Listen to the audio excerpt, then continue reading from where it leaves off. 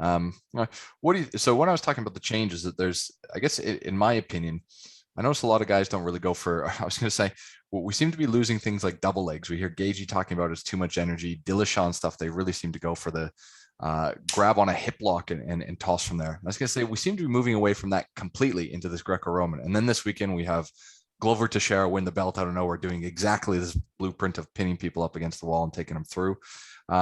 Calf kicks have come in. I noticed that the big issue between kickboxers moving in is not the ability that you can't shell with boxing gloves, but the big one that strikes out to me, and this is kind of what I want to get your opinions on, and you had specifically mentioned, because I think that's, if I'm not mistaken, the first time I'd seen that was John Jones' Rampage, where the oblique kicks at range. And I think I can't think of, I believe, if I'm not mistaken, was it a month or two ago, was it Jared Cannonier who finished a match like that with a sidestep on someone of an oblique kick that literally just knuckled his knee completely. Leg, yeah. What do you, it's beginning to be more, because this is no holds barred fighting, but what do you think of sort of like very, very quick moves that are career ending in that space? Because we're not really talking about arm breaks or leg locks where you might be able to see them coming. These are literally strikes designed to blast joints, I guess, for lack of a better term.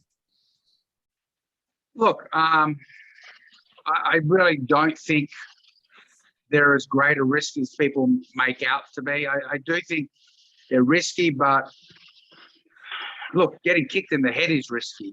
You know what I mean? Getting punched in the head is risky. It's like, so I'm told. Yeah.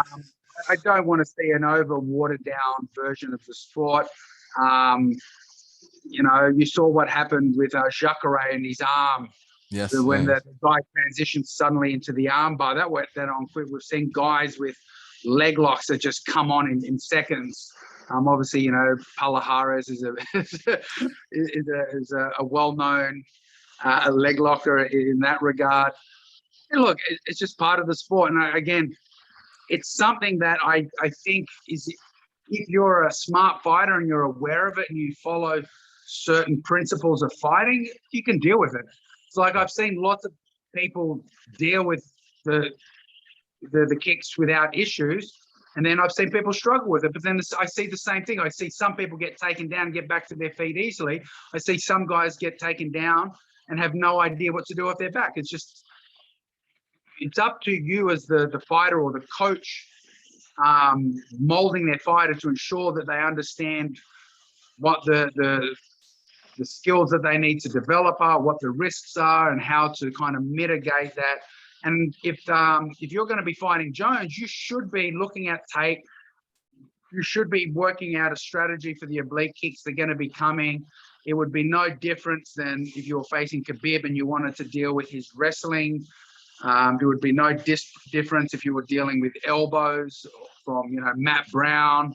You just have to look at, I mean, this is one of the evolutions of the sport. Back in the day, it was an 8-man.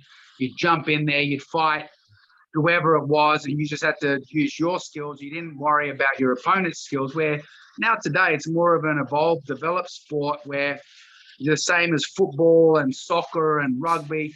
The teams look at who they're going to play and they develop strategies based on the team they're going to play. It's the same for MMA. When you go in there, you should be developing strategies based on your opponent, building your skill set and your game plan based on what you're good at, what they're good at, and how to overcome your opponent's strengths. It's just part of the game. I really don't think it's as big a deal.